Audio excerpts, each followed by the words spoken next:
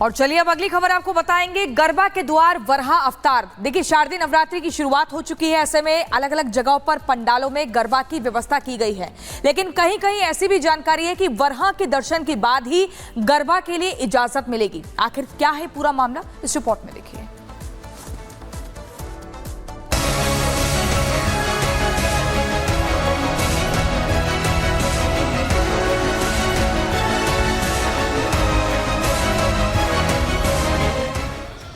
आज से देश में नवरात्रि की शुरुआत हो रही है। इसी के साथ गरबा पंडालों में रौनक भी आएगी, लेकिन इस रंग में भंग ना पड़े, इसके लिए लोग अलग अलग उपाय अपना रहे हैं। अलग अलग व्यवस्थाओं की बातें की जा रही हैं। गरबा पंडालों में बीते कुछ सालों में दूसरे समुदायों के युवकों की हुड़दंगी के बाद पंडाल संचालकों ने पहले गौमूत्र छिड़काव करने के प्लान पर अमल किया। इसके बाद कहा गया कि पंडाल में एंट्री उसी को मिलनी चाहिए जो गौमूत्र से बना पंचगव्य पिएगा। लेकिन अब एक नया प्लान तैयार किया गया है और इन पंडालों में वराह पूजने वालों को ही एंट्री मिलेगी, यानी वराह अवतार की पूजा जो करेगा उसे ही पंडालों में प्रवेश मिलेगा। अब वराह पूजन से पंडालों की सुरक्षा सुनिश्चित कैसे होगी, ये जानने के लिए सबसे पहले जान लीजिए वराह की व्याख्या सनातन धर्म में आखिर क्या है। भगवान विष्णु ने अब तक 24 अवतार लिए हैं। वराह अवतार भगवान का तीसरा अवतार माना जाता है। मान्यता है मानव शरीर के साथ भगवान विष्णु का धरती पर पहली बार आगमन हुआ। इस अवतार में भगवान का मुख शुक्र का, जबकि शरीर इंसान का। प्रभु ने दैत्य हिरण्याक्ष से पृथ्वी की रक्षा की थी। सनातन मानने वाले इस अवतार की पूजा करते हैं। अब आप संस्कृति बचाओ मंच के संयोजक चंद्रशेखर से सुनिए कि भगवान के वराह अवतार से आखिर विशेष समुदाय के लोगों की पंडालों में एंट्री खुद ब खुद कैसे रुकेगी। हम ये मांग करते हैं कि गरबा आयोजक जितने भी हैं वो गरबा पंडालों के बाहर शुरुआत में भगवान विष्णु के तीसरे अवतार वाराह की फोटो लगाकर हर सनातन धर्मी से उसका पूजन कराएं और पंचगव्य का छिड़काव करके उनको प्रवेश कराएं, जिससे कि जो जिहादी लोग हैं, जो अन्य संप्रदाय के लोग हैं, जो हमारे वाराह अवतार को अपवित्र मानते हैं, वो प्रवेश नहीं करेंगे। रिपब्लिक भारत के कोचिना स्टूडियो में एक बार फिर आप सभी का बहुत स्वागत है। बुलेटिन की शुरुआत बड़ी खबर के साथ करेंगे। पहले झटका, अब होगा काम पूरा। दरअसल राजधानी दिल्ली के शाही ईदगाह के पास अब रानी लक्ष्मीबाई की प्रतिमा का काम शुरू होने जा रहा है। कड़ी सुरक्षा के बीच इस काम को पूरा किया जाएगा। आपको बता दें, इस प्रतिमा को लेकर ही लगातार विवाद बढ़ गया था। कोर्ट की दहलीज तक मामला पहुंच चुका था, लेकिन अब जाकर इस प्रतिमा को लगाने का काम पूरा किया जाएगा। पूरी खबर इस रिपोर्ट में देखिए।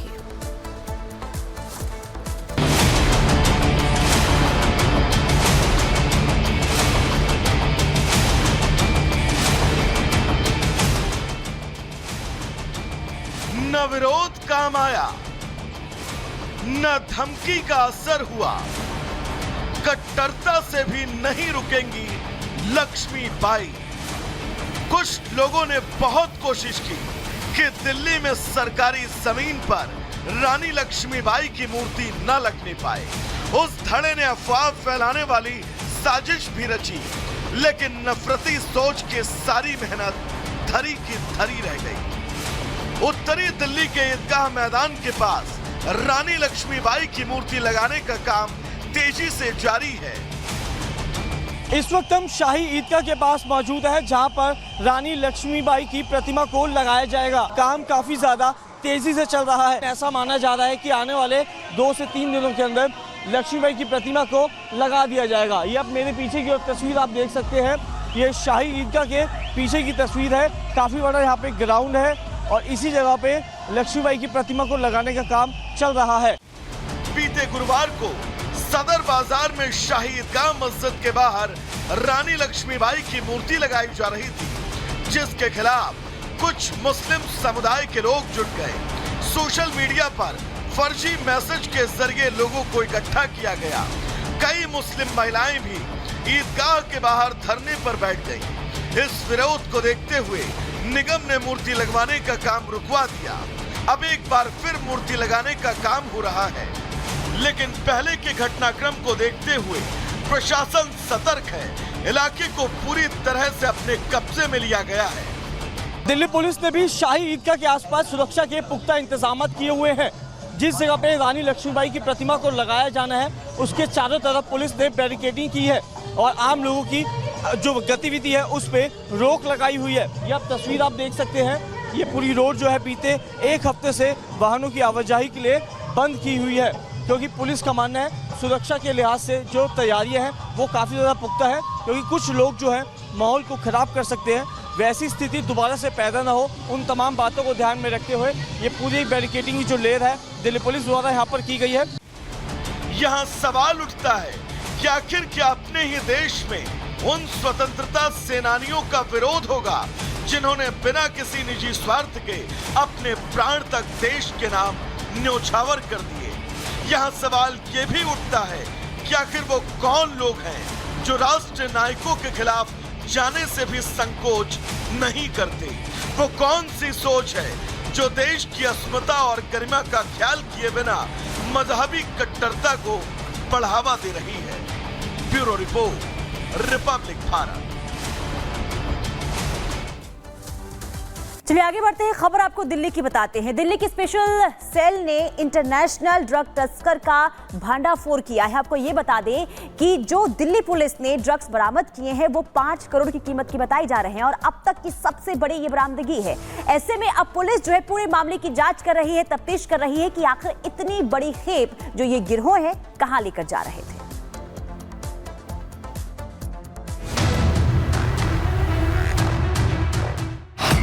नशे का व्यापार, 4 गिरफ्तार।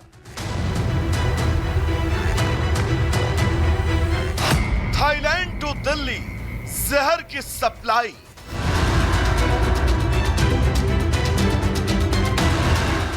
देश की राजधानी दिल्ली में बेहद ही गुप्त तरीके से नशे का कारोबार चल रहा था। ड्रग तस्कर सोच रहे थे कि मीठे जहर का जो कारोबार वो कर रहे हैं उसकी भनक किसी को नहीं है। लेकिन कहते हैं ना, कानून के हाथ लंबे होते हैं। नशे के कारोबारियों पर एक नजर हमेशा बनी रहती थी और वो नजर थी खाकी की। दिल्ली पुलिस के हाथ अब तक की सबसे बड़ी नशे की खेप बरामद की गई है। दिल्ली पुलिस की स्पेशल सेल ने इंटरनेशनल ड्रग सिंडिकेट का खुलासा किया है, जिसमें 4 आरोपियों को गिरफ्तार किया गया है। इसमें इंडिया का एक रिसीवर भी शामिल है। दिल्ली पुलिस ने इनके पास से 562 किलो फाइन क्वालिटी कोकीन, इसके अलावा 40 किलो के आसपास थाईलैंड का जो गांजा है वो बरामद किया गया है। इस तमाम बरामद की गई ड्रग्स की इंटरनेशनल मार्केट वैल्यू 5,620 करोड़ आकी गई है। इसी घर में दिल्ली पुलिस की स्पेशल सेल जो है देर रात दबिश देती है। पुलिस ने इस घर से लगभग 5,620 करोड़ की जो ड्रग्स है वो बरामद की है। 4 आरोपियों को गिरफ्तार किया है। जो गैंग का मास्टरमाइंड है उसका नाम तुषार गोयल बताया जा रहा है। इसके अलावा जो 3 लोग हैं, 2 इसके साथी हैं, तीसरा वो शख्स गिरफ्तार किया है भरत जैन, जो कि मुंबई का रहने वाला है। फिलहाल स्पेशल सेल की टीम जो है चारों आरोपी से पूछताछ कर रही है। नशे के बड़े गैंग को दिल्ली पुलिस अगर चाहती तो 1-2 महीने पहले ही दबोच लेती, लेकिन दिल्ली पुलिस का मकसद बिल्कुल साफ था। वो नशे की खेप के साथ तस्करों को भी कटघरे में लाने की तैयारी कर रही थी। तुषार गोयल ये वसंत विहार दिल्ली का रहने वाला है। इसके साथ में इसके 2 साथी और हैं, एक हिमांशु और औरंगजेब। एक भरत जैन नाम का रिसीवर वो भी पकड़ा गया है। इनके पर्सनल पोजीशन से करीब 15 केजीज के करीब कोकीन बरामद हुई। फिर बाद में उस गोडाउन में जो कि महिपालपुर एक्सटेंशन में है, उस गोडाउन में सर्च ली गई उसके 3rd फ्लोर पे, तो वहाँ रिमेनिंग जो कोकीन और marijuana है वो मिली।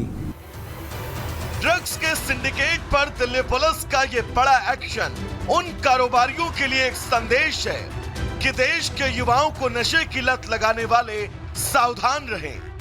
जांच एजेंसियां अब सतर्क हैं, खाकी की नजर उन पर है। Bureau report, Republic Bharat. देखिए, सवाल बड़ा है कि करोड़ों की कोकीन का ये किंगपिन कौन है, लेकिन